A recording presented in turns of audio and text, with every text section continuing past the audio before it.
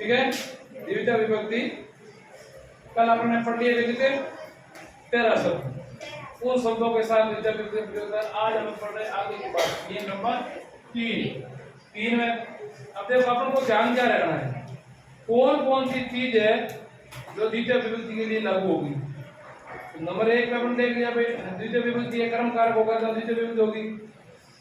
फिर देख लिया और कुछ ऐसे शब्द है सर्वत है, परत है, सर्वत है, प्रतित है, ये निक्षा है, इन शब्दों के साथ द्वितीय विभक्ति होती है। और आज खास अधि उपसर्ग सा भी होगा। अधि शब्द पहले लगा हुआ होगा किसी धातु से। धातु कौन सी है, या तो सी धातु है, या स्था धातु है, या आस धातु है। इन धातुओं के साथ में यदि अधि उपसर्ग आता है तो आप वो द्वितीय विभक्ति करनी है। इस खालिस्तान में आए शब्द लिखे हुए, जैसे ये शब्द आ गया सुरेशा सयाम अभिषेके, तो ये सयाम शब्द है ना, सयाम, ये सैया शब्द आएगा यहाँ, सैया, और खालिस्तान छोटी हुई होगी। तो आप ये पता लगाते हैं सीधे ही ये सी धातु के साथ में अधि उपसर्ग है तो आप लोगों को द्वितीय एक वचन द्वितीय भर देंगे तो सयाम आ गया। उसी प्रकार एक तिष्ठ धातु है, कौन सी, स्था का तिष्ठ हो जाता है। तिष्ठ धातु जहां भी अधि के साथ तिष्ठ धातु आती है, अध्यापक आसंदी काम अधितिष्ठति, ये द्वितीय आसंदी, आसंदी का मतलब होता है कुर्सी पर, अध्यापक कुर्सी पर बैठे हैं तो आसन पर बैठे हैं, तो ये आसन हो गया, इसका आसन का द्वितीय विभक्ति हो गया। क्यों हुआ, प्रश्न पूछेंगे। प्रश्न दो प्रकार से पूछते हैं, एक तो विभक्ति पूछते हैं, एक कारण पूछते हैं।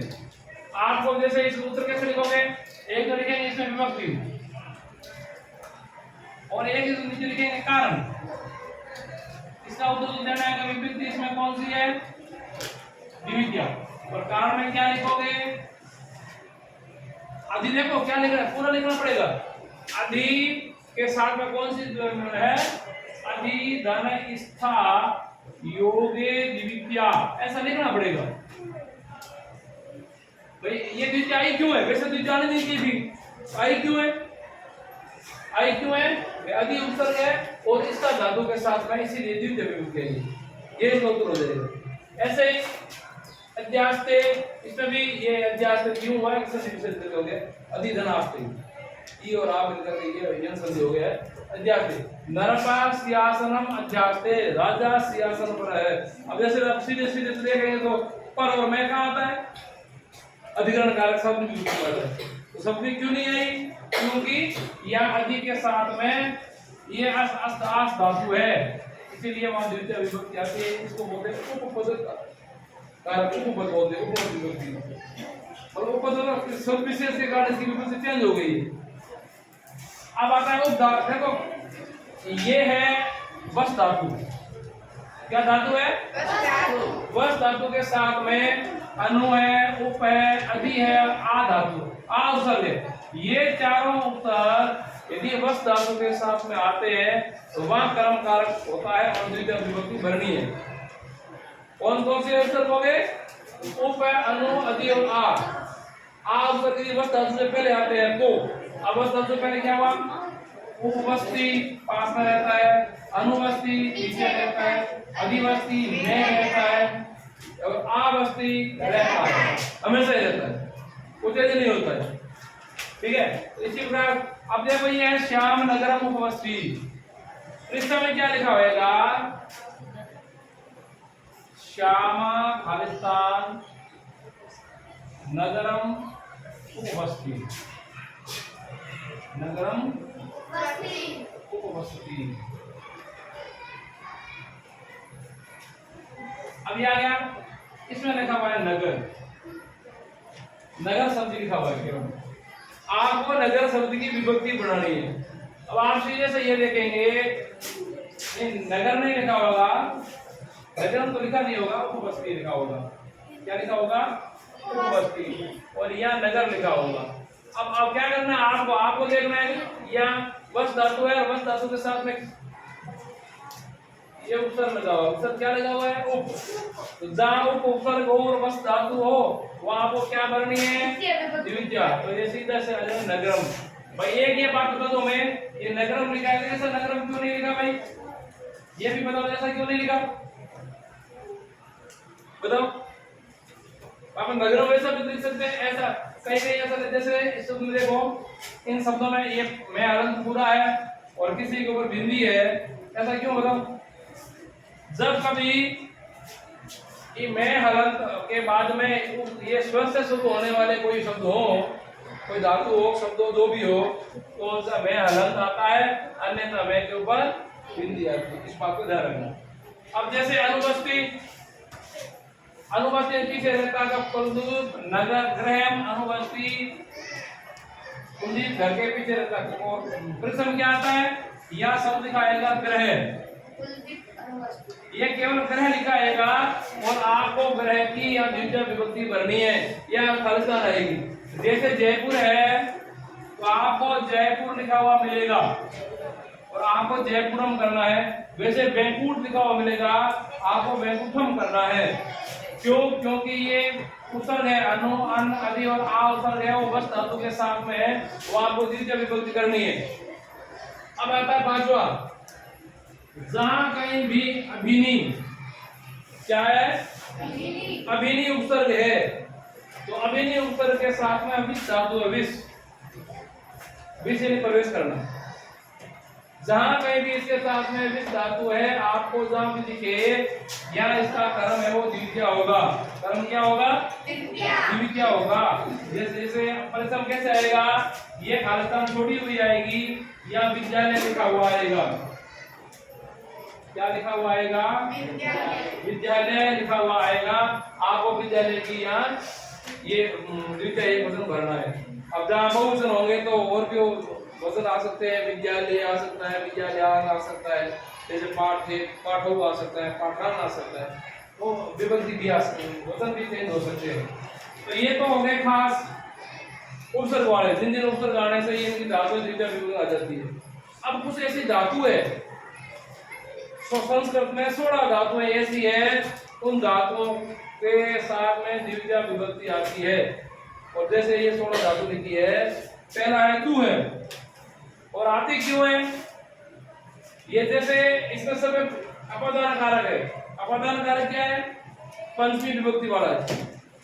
फिर भी या दो कर्म है, द्वितीय कर्म गौण है, गौण कर्म के साथ में भी द्वितीय विभक्ति दी है इन्होंने, ये है।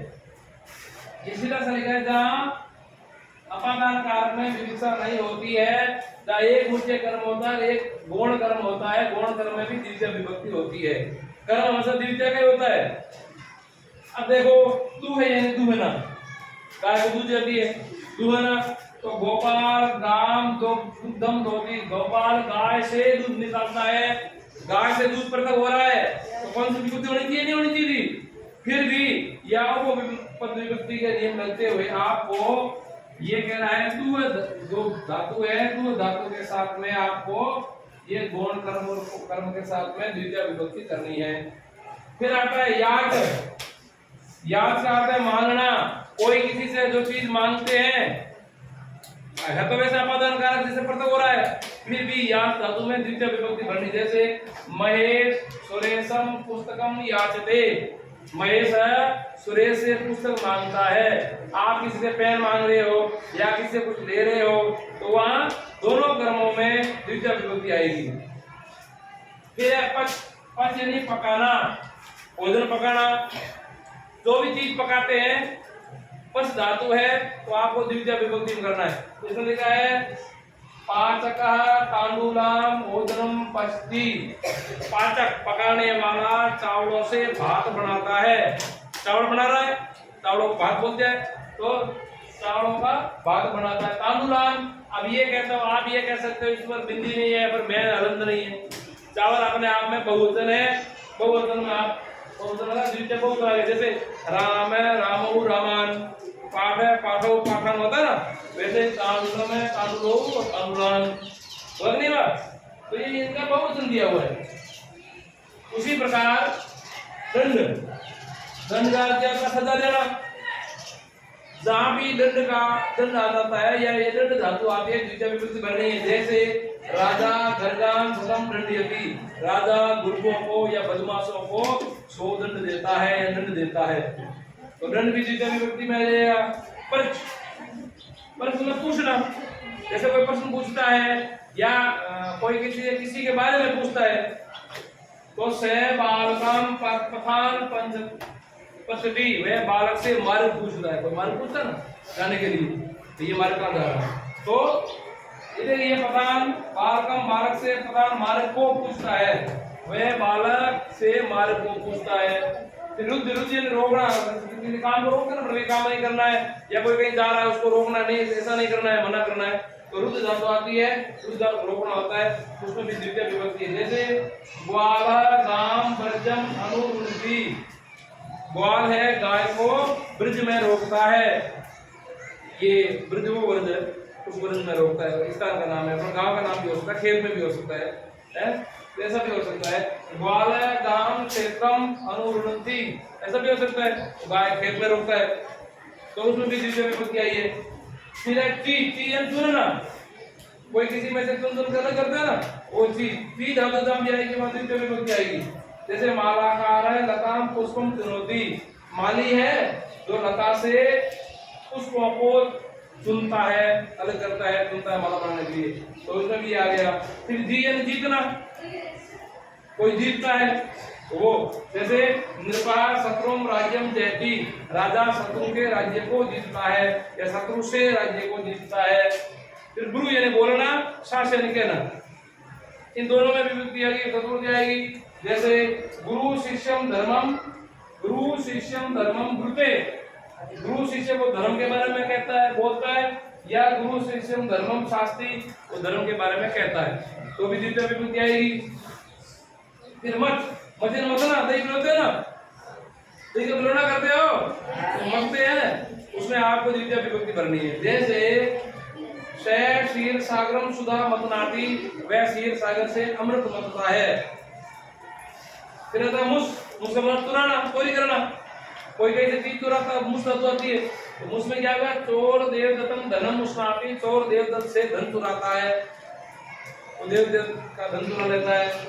फिर आता है नी ये ले जाना, कोई चीज यहाँ से वहां ले जाते हैं ना, तुम्हें नी आता है, नी का मतलब भी ले जाना होता है, और वह आता है पीछे, देखो एक वह भी आएगा, वह का भी ले जाना, यहाँ किसका होता है, बाहर ढोना है, कोई बोरी उठा के ले जाता है ना, ये कोई बाहर उठा के ले जाता है, वो इसमें होता है। और नी यानी ले जाना, से अजाम ग्रामम रहती, वह गांव में गांव से बकरी ले जाता है, अजाम बकरी, पीछे भी आ गई। उसी प्रकार हरी हरण करना, जबरदस्त उठा के ले जाना, रावण ने सीता का हरण कर लिया था ना, वो हरी है। क्षय कर्पणम धन हरती, वह कर्पण से धन हरता है, कर्पण कंजूस होता है, कंजूस से धन हर लेता है, वह ले जाना। कृषक ग्रामम भारम वहती, किसान है जो भार को ढोता है, उठा के ले जाता है। और कृष्ण खींचना, अपने जो कृष्ण भगवान का नाम कृष्ण है ना, ये कैसे पड़ा, कृष्ण भगवान में ऐसी शक्ति थी, दुनिया को अपने ओर खींचता था। कृष्ण बनाए, तो कृष्ण खींचना, कर्षक क्षेत्र महिषीम सरस्वती, किसान है वो भैंसा से हल जोतता है, खेत खींचता है, मतलब खेत में कृष्ण का काम करता है। ऐसा कोई जब आता है तब अपन को ये भरना है। इतनी जगह ये 16 धातुएं हैं, इसमें 9 में 2 धातुएं हैं, गुरु और सास, कुल मिलाकर के 16 धातु है। 16 धातु जन की प्रश्न में पूछी जाए, आपको द्वितीय विभक्ति भरनी है। वो जो पहले 13 शब्द है लेकर के कलवड़ पाठ में, वो 13 शब्द भी आ जाए, आपको द्वितीय विभक्ति भरनी है। उसके साथ में अधि उपसर्ग आ जाए, इन धातुओं के साथ में उप उपसर्ग आ जाए वस धातु के साथ में, और अभिनय उपसर्ग आ जाए विस धातु के साथ में, तो आपको द्वितीय विभक्ति के रूप भरने हैं। ऐसा समझ में? चलो ठीक, ओके।